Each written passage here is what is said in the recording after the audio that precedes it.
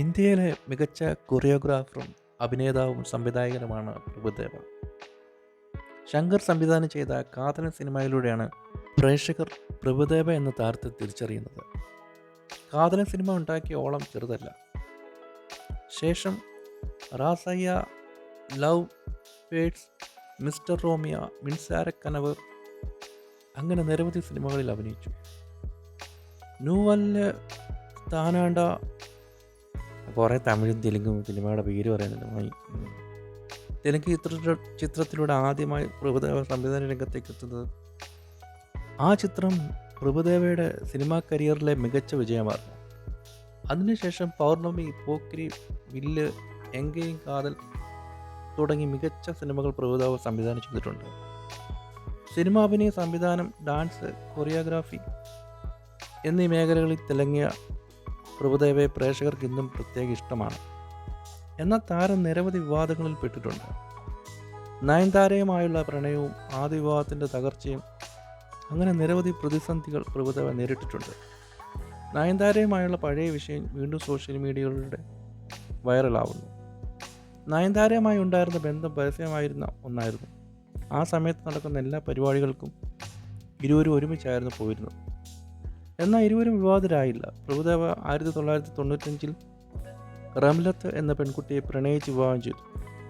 വിവാഹത്തോടെ ലത എന്ന പേര് സ്വീകരിച്ച റംലത്തിനും പ്രഭുദേവയ്ക്കും 3 മക്കളുണ്ട്. മൂത്ത മകൻ ക്യാൻസർ ബാധിച്ച് 2008 മരിച്ചു. ലതയുമായി വിവാഹബന്ധത്തിലുള്ളപ്പോഴാണ് നയൻതാരയുമായി പ്രണയത്തിലാവുന്നത്. ഇതിൻ്റെ ഭാഗമായി റംലത്ത് നിരവധി പ്രതിഷേധങ്ങൾ നടത്തിയിരുന്നു. പ്രഭുദേവ നയൻതാരയെ വിവാഹം ചെയ്യാതിരിക്കാൻ പല മാർഗങ്ങളും ലത സ്വീകരിച്ചു. ഇതിനിടെ ഹിന്ദുമതം സ്വീകരിച്ചിരുന്നു നയൻതാര. 2011 ലതയും പ്രഭുദേവയും വിവാഹബന്ധം വേർപെടുത്തുന്നത്. എന്നാൽ അധികം താമസിക്കാതെ നയൻതാരയും പ്രഭുദേവയും പിരിഞ്ഞു. പിന്നീട് പ്രഭുദേവ മുംബൈയിലേക്ക് താമസം മാറി. 2020 മുംബൈയിൽ താമസിക്കുന്ന ഹിമാനി എന്ന ഫിസിയോതെറാപ്പിസ്റ്റിനെ പ്രഭുദേവ വിവാഹം ചെയ്തു. ഇപ്പോൾ ഇരുവർക്കും ഒരു പെൺകുട്ടിയുണ്ട്. ഇപ്പോൾ സോഷ്യൽ മീഡിയയിൽ വ്യാപിക്കുന്നത് നയൻതാരയുമായി ബന്ധത്തിലുള്ളപ്പോൾ പ്രഭുദേവ ചില കണ്ടീഷൻസ് നൽകിയിരുന്നു എന്നാണ്. അതായത് വിവാഹത്തിന് ശേഷം നയൻതാര ഒരിക്കലും സിനിമയിൽ അഭിനയിക്കരുത്. വിവാഹത്തിന് ശേഷവും ആദ്യ ഭാര്യയുമായി ബന്ധം തുടരുമെന്ന് പ്രഭുദേവ നയൻതാരയോട് പറഞ്ഞിരുന്നത്രേ. അതിനാലാണ് ഇരുവരും തമ്മിൽ പിരിയാൻ കാരണമായത്. പക്ഷേ ഇത്തരം വിവരങ്ങളിൽ എത്രത്തോളം സത്യമുണ്ടെന്ന് കൃത്യമല്ല. അതിനാൽ ഇതുപോലുള്ള അഭ്യൂഹങ്ങൾ സോഷ്യൽ മീഡിയയിൽ പെട്ടെന്ന് ആഘോഷമാക്കുന്നു. അഭിനയത്തേക്കാൾ സംവിധാനത്തിൽ കഴിവ് തെളിയിച്ച പ്രഭുദേവയുടെ ആദ്യ ചിത്രം ഏകദേശം 9 ഭാഷകളിൽ റീമേക്ക് ചെയ്തിട്ടുണ്ട്. 2011 സംവിധാനം ചെയ്ത വെടി എന്ന ചിത്രത്തിന് ശേഷം തമിഴ് സിനിമകൾ എടുത്തില്ല. പിന്നീട് ബോളിവുഡ് ചിത്രങ്ങൾ മാത്രമാണ് പ്രഭുദേവ സംവിധാനം ചെയ്തത്. നയൻതാര വിഘ്നേഷ് ശിവനുമായി പ്രണയത്തിലായപ്പോഴും ഇപ്പോൾ വിവാഹത്തിന് ശേഷവും സിനിമയിൽ സജീവമായി പ്രവർത്തിക്കുന്നുണ്ട്.